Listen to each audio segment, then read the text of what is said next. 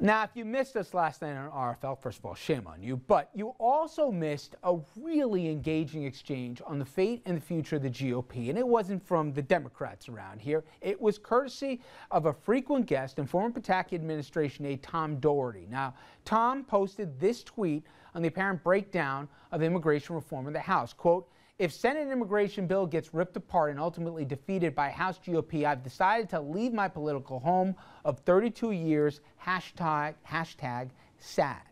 Then his tweet formed the foundation of Tom Etzel's column on the Times website yesterday. Has the GOP gone off the deep end? Doherty argues GOP has, coming to the conclusion that my party has elements within it that dislike homosexuals and think America is still in the 1940s. And while we talk about freedom and liberty, that liberty and freedom only seem to be acceptable for some. Well, Tom was back on RFL last night talking about the aftermath of the tweet and the blog post in the Times. Part of me is like, this is an endeavor really worth fighting for, because I think that, I want a party that my kids and their kids are going to be proud of. And that includes everybody. And Rand Paul said it best a few weeks ago. He said, the Republican Party will not win another presidential election until we start looking like America. Now, Tom's not alone. Yesterday, Long Island Congressman and former colleague of Mr. Shea's here, Peter King, he of the hammering of other Republicans for their dithering over Hurricane Sandy, if you may remember, the aide. Well, he told a conservative website he'd consider a run for president in 2016, if only to try and beat back the influence of the Ted Cruz's and the Rand Paul's elements within the GOP. We are the party of Eisenhower and Reagan, which believes in strong national defense. Also, I believe the Republicans have managed to cut themselves off from what used to be the old Reagan coalition. The building trade unions, the operating engineers, the construction workers, the cops, the firefighters. We've needlessly antagonized them. So on just two issues, national defense and reaching out to what I believe are really hardcore workers who should be part of the Republican majority, I am certainly willing to be out there and be a spokesman and see where this goes. Okay, let me bring the table in right now, and we're looking at faces of other Republicans who've either left the party altogether or have criticized their party, including some names of people who might even be thinking for higher office, like Jeb Bush here and Haley Barbour and Bill Kristol. I mean, you're in trouble when Bill Kristol is saying the party's gone too far, right? But Congressman, let me ask you. You were one of the first ones to say you're a proud Republican, but there are elements within the party that don't even resemble the Reagan Republicans, where you had a party of inclusion here.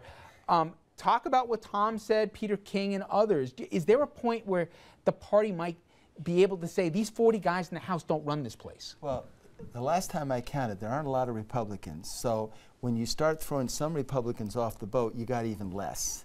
And the people most likely to win a general election are having a hard time getting the nomination.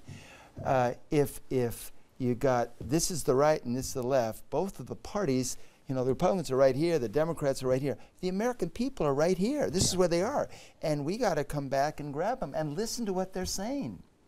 But, and Richard, the best example I can give you is Wyoming. You got a Republican, Enzi, who's popular, who's nobody's going to confuse him with a liberal, okay? And now he's getting flanked by Cheney, the daughter, because he's not right enough, because God forbid he agreed with one thing Democrats did. And I can go through a whole list here. You know how many names I can do. But in the end, it's tyranny of the minority. You got 40 Republicans in the House who are killing everything, even stuff the major amount of the American public wants, just to stick it to the president, because back in the districts they like to hear it. It used to be the Democrats that were the punchline for being so disordered. When do Republicans say enough is enough? I mean, I heard that after the election, the post-mortem, but I haven't seen it yet. No, I think we're getting very close to that. You've already seen in the Senate, which seems to be a little more civil than the House, just a little bit. Democrats and Republicans come together, for example, on passing immigration reform. That same type of coalition is quite possible in the House, where you have Republicans joining Democrats to move legislation. Time out, though. John Boehner knows that if he does what he wants to do, and I believe he wants to get immigration passed, he's going to be looking, he's going to be changing seats with somebody else that's going to be the next speaker. I mean, it's an open secret right now. So you're on the other side here. But I mean, how do you do the math again here and say guys, we can't keep doing this. This isn't working. We're losing elections. The country is becoming less white here. We got to diversify the party. What would be free advice to the other side?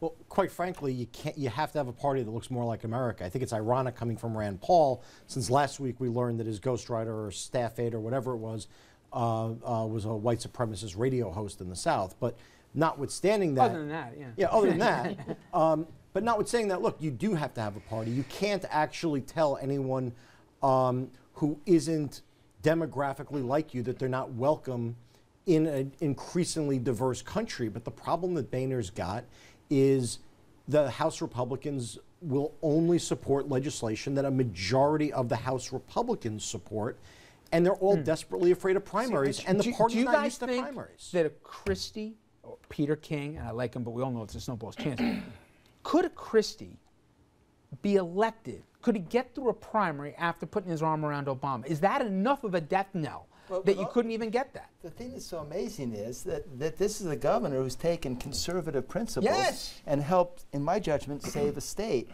He meets all the important criteria of a conservative, except he's willing to talk to Democrats. That's how stupid it's gotten. I think it's the social issues in a lot of ways that are killing the modern Republican Party. It's the hang-up on abortion, and it's the hang-up on bedroom issues and the way people are living their lives.